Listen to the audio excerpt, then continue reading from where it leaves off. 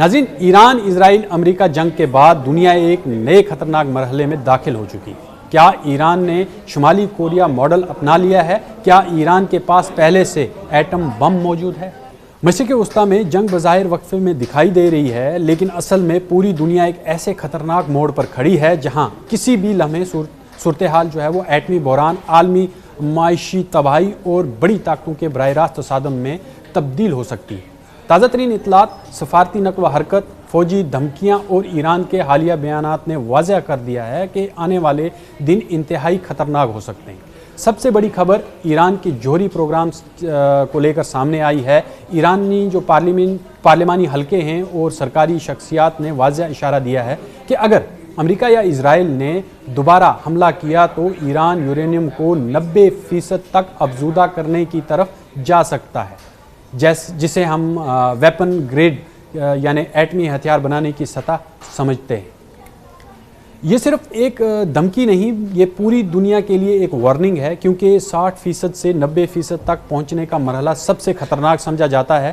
امریکی حکام بھی مان رہے ہیں کہ ایران اب خوفناک حد تک ایٹمی ہتھیار کے قریب پہنچ چکا ہے، اور یہی وہ مقام ہے جہاں شمالی کوریا ماڈل کی بات شروع ہوتی ہے۔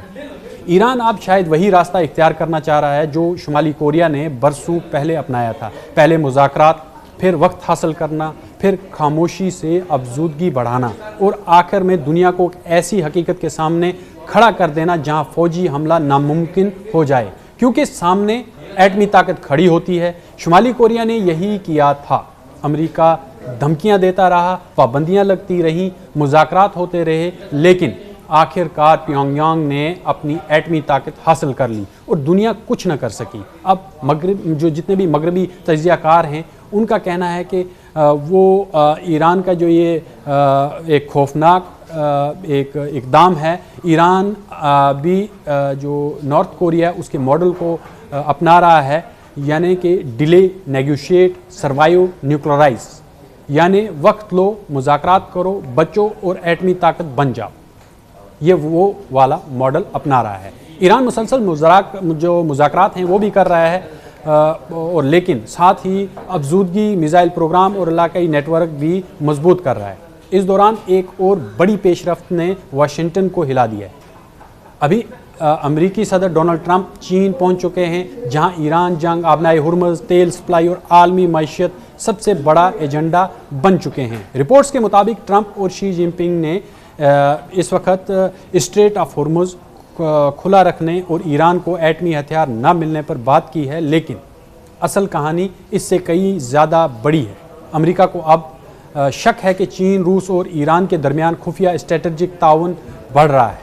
واشنگٹن کو خوف ہے کہ اگر ایران مکمل طور پر چین اور روس بلاک میں چلا گیا تو مشرق وسطیٰ میں امریکی برتری خطرے میں پڑ سکتی ہے۔ اس لیے امریکہ وار منسٹر یعنی دفاعی اور جنگی پالیسی ساتھ سخت غصے میں ہیں، کیونکہ جنگ ان کے منصوبے کے مطابق ختم نہیں ہوئی۔ ایران نہ صرف بچ گیا بلکہ اب پہلے سے زیادہ جارحانہ لہجے میں بات کر رہا ہے۔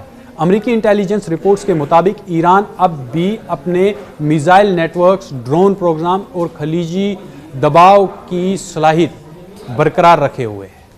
وہیں پاکستان کا کردار بھی اب عالمی توجہ کا مرکز بنتا جا رہا ہے۔ کئی رپورٹس اور سفارتی حلقوں میں یہ دعویٰ گردش کر رہا ہے کہ ایران نے اپنے کچھ بحری اثاثے اور جہاز پاکستان کے ساحلی علاقوں یا محفوظ زونز کے قریب منتقل کر رکھے ہیں تاکہ ممکنہ امریکی یا اسرائیلی کارروائی سے بچا جا سکے۔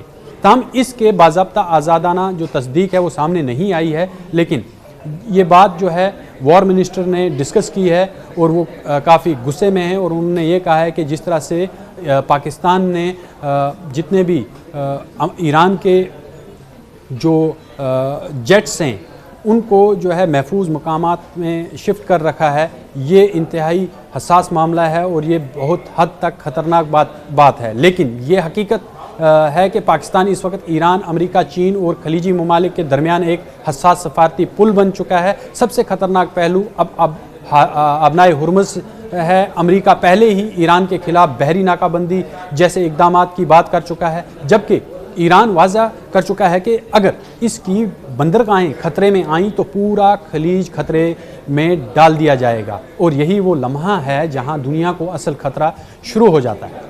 کیونکہ اگر ایران واقعی 90% افزودگی کی طرف بڑھتا ہے، اگر اسرائیل دوبارہ حملہ کرتا ہے اور امریکہ بحری ناکہ بندی سخت کرتا ہے، اور اگر چین اور روس کھل کر ایران کے قریب آتے ہیں، تو پھر یہ صرف ایران جنگ نہیں رہے گی، یہ عالمی طاقتوں کا براہ راست تصادم بن سکتا ہے۔ میں سمجھتا ہوں کہ صورتحال اب انتہائی نازک مرحلے میں ہے، جنگ مکمل ختم نہیں ہوئی ہے، بلکہ یہ اسٹریٹجک پاز یعنی خطرناک وقفے میں داخل ہو چکی ہے۔ ہر ملک اگلے مرحلے کی تیاری مکمل طور پر کر رہا ہے، اور یعنی اب جس طرح سے بات چیت آگے نہیں بڑھ پا رہی ہے، ناکام ہو رہی ہے، تو کہیں نہ کہیں ایران اور امریکہ نے پوری تیاریاں جو ہیں وہ اگلے مرحلے کی کر لی ہیں، اور اسرائیل بھی پوری طرح سے تیار ہے۔ جس طرح سے وہ لبنان پر اٹیک کر رہا ہے، ایران وقت خرید رہا ہے ابھی، اور امریکہ دباؤ بڑھا رہا ہے۔ اسرائیل اگلے حملے کے لیے تیاری میں ہے، روس اور چین خاموشی سے اپنی پوزیشنز جو ہیں وہ مضبوط کر رہے ہیں، اور دنیا شاید ابھی بھی اس بحران کی اصل شدت کو پوری طرح سے سمجھ نہیں رہی ہے، کیونکہ اگر یہ بحران دوبارہ بھڑکا تو اس بار صرف میزائل نہیں گریں گے، بلکہ عالمی معیشت، تیل سپلائی، سمندری راستے اور شاید پوری دنیا کا وقت جتنی بھی طاقت ہے اس کا توازن جو ہے وہ بدل سکتا ہے، وہ ہل سکتا ہے۔